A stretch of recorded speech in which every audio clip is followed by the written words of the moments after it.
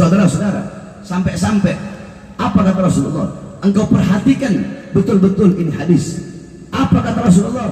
Hum itrati khuliqu min tinati fawailun lil mukadzibina bi fadlihim man ahabbahum ahabbahullah man abghadahum abghadahullah.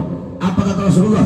Mereka keluargaku, mereka anak cucuku, mereka diciptakan dari tanahku. Barang siapa yang mencintai mereka, barang siapa yang mencintai mereka, aku cinta kepadanya. Barang siapa yang membenci mereka, aku benci kepadanya.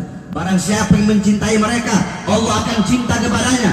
Barang siapa yang membenci mereka, Allah akan benci kepada mereka. Saudara-saudara, qala Rasul, man abghadana ahlal bait hasyarahullah yaumal qiyamah yahudiyan.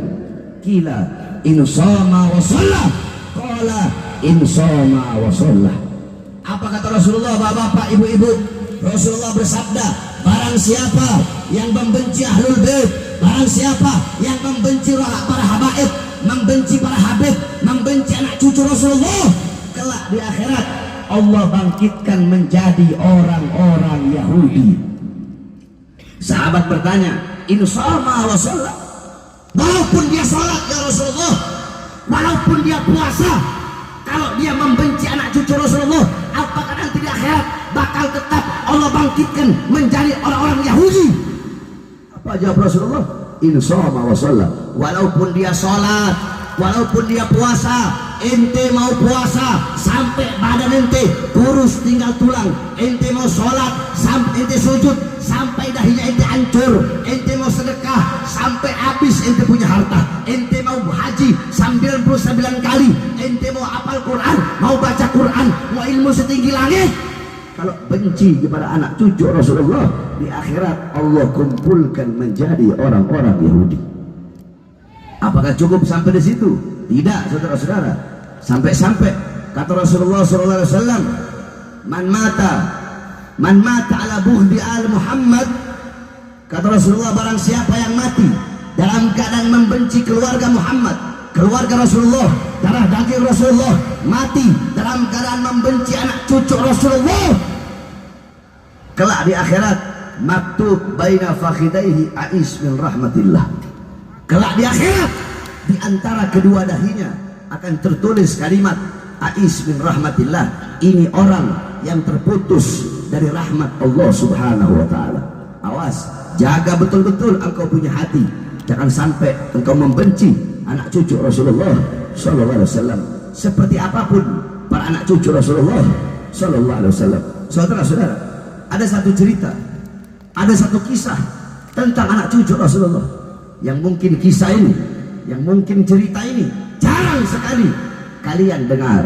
Saya ceritakan kepada kalian agar menjadi pelajaran bagi kalian. Dulu ada seorang syarifah. Jadi kalau laki-laki itu Habib, kalau perempuan Habibah.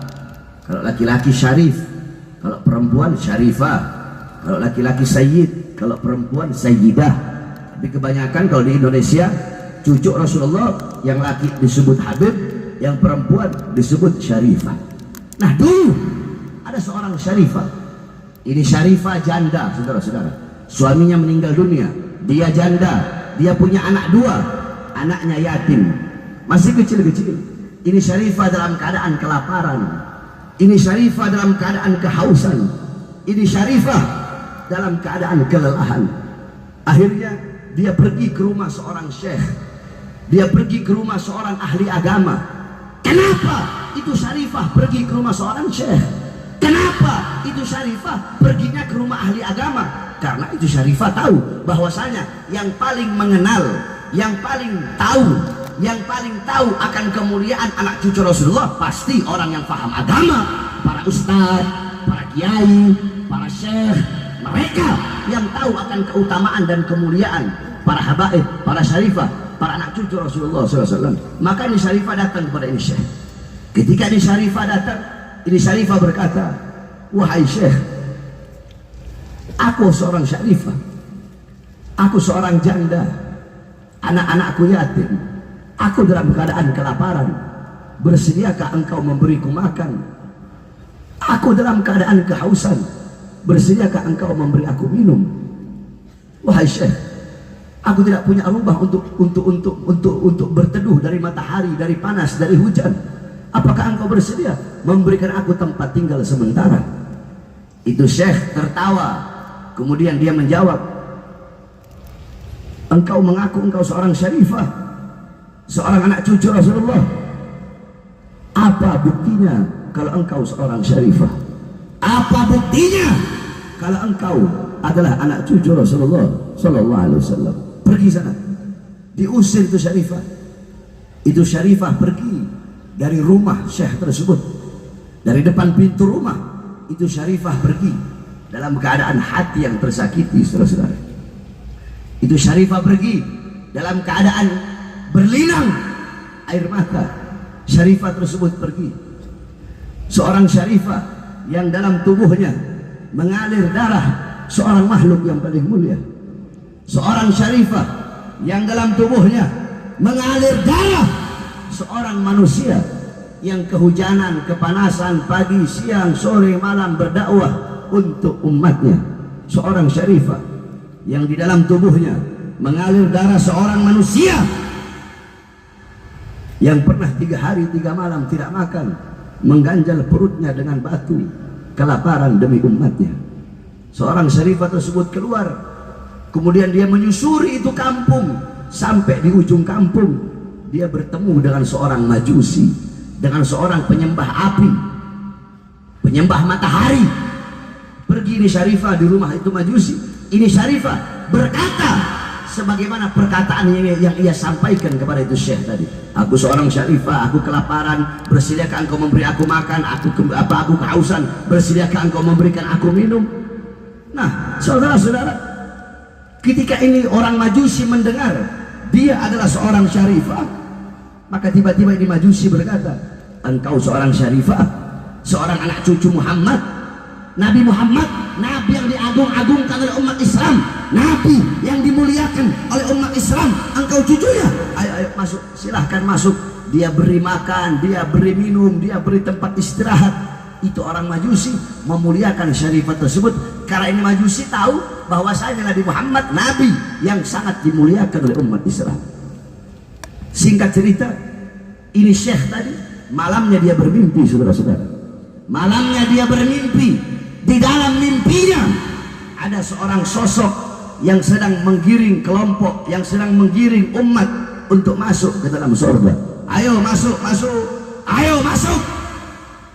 Kemudian ini Syekh tadi berkata, siapa engkau? Sosok yang ada depan dia tidak mau menoleh. Jadi sosok yang ada di depannya membelakangi ini Syekh. Sosok tersebut berkata, ana Muhammad ibn Abdullah. Aku Muhammad ibn Abdullah. Aku Muhammad Rasulullah. Ini Syekh berkata, ya Rasulullah, siapa golongan yang engkau suruh masuk ke dalam surga itu? Apa kata Rasulullah? Golongan yang aku suruh masuk ke dalam surga, mereka adalah umatku. Apa kata Syekh? Ya Rasulullah, aku juga umatmu. Tapi kenapa aku tidak engkau giring untuk masuk ke dalam surga? Apa kata Rasulullah? Apa buktinya kalau engkau adalah umatku?